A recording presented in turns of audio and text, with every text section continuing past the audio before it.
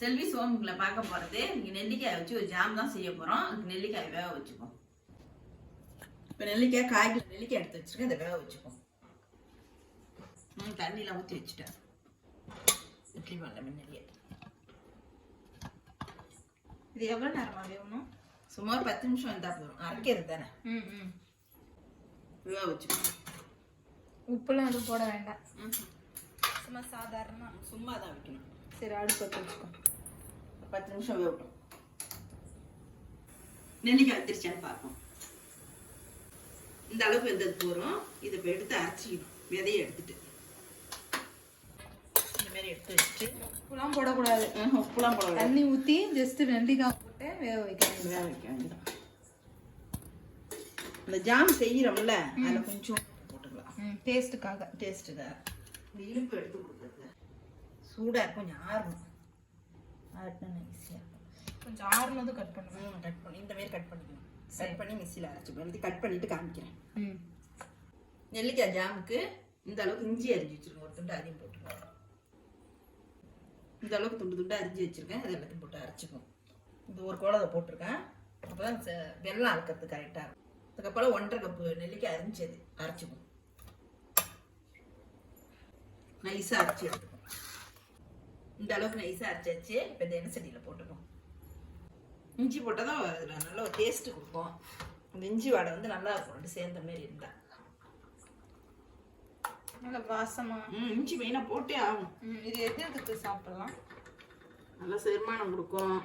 நல்லது உடம்புக்கு. ஜாம் நெல்லிக்காய் உடம்புக்கு நல்லது தானே. 1.5 கப்பு நெல்லிக்காய்க்கும் 1 கப்பு வெல்லம் போட்டுக்கும்.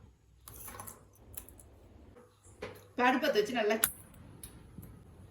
கிளறி விட்டுரும்.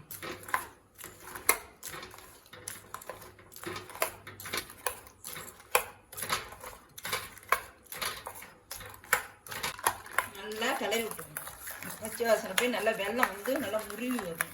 அப்போதான் ஜாம் வீணாக போகாது. நல்லா கரையணும். வெல்லம் கரைஞ்சி நல்லா முருவி வரும். நெய்யும் ஊற்றிக்கணும். நெல்லிக்காய் புளிப்புக்கும் அந்த இஞ்சியோட உரப்பு வெள்ளத்தோட இனிப்புலாம் நல்லா இருக்கும்.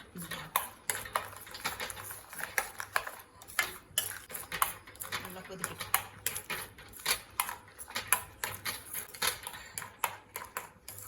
நல்ல கலர் மாதிரி வரும். கோல்டன் கலர் நல்லா கலர் மாதிரி வரும். ஜாம் இந்த அளவு கலர் மாதிரி இருந்துச்சு. இப்போ ஏலக்காய் போட்டுக்கணும். ஒரு 1/2 ஸ்பூன் ஏலக்காய் போட்டுக்கணும்.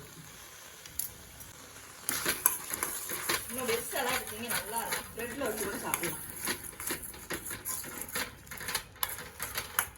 அது திக்காயிடுச்சு. இது ஒரு 2 ஸ்பூன் நெய் வச்சுருக்கேன். அதை அப்படியே நல்லா கிளறிக்கும். இன்னும் சுருண்டு வரும். சுருண்டு வரட்டும். அப்போ தான் நல்லா இருக்கும். கொஞ்ச நாள் சுருண்டு வரட்டும். ஜாம் ரெடி ஆயிடுச்சு. எனக்கு 1 மாதம் தான் கெட்டு போகிறது. அப்படியே இருக்கும்.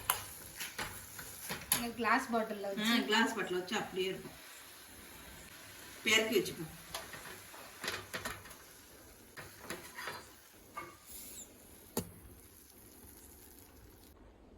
சூப்பரான நெல்லிக்காய் ஜாம் ரெடி ஆயிடுச்சு. நீங்களும் செஞ்சு பாருங்க. இந்த வீடியோ பிடிச்சிருந்தா லைக் பண்ணுங்க, ஷேர் பண்ணுங்க, சப்ஸ்கிரைப் பண்ணுங்க, கமெண்ட் பண்ணுங்க. நன்றி, வணக்கம்.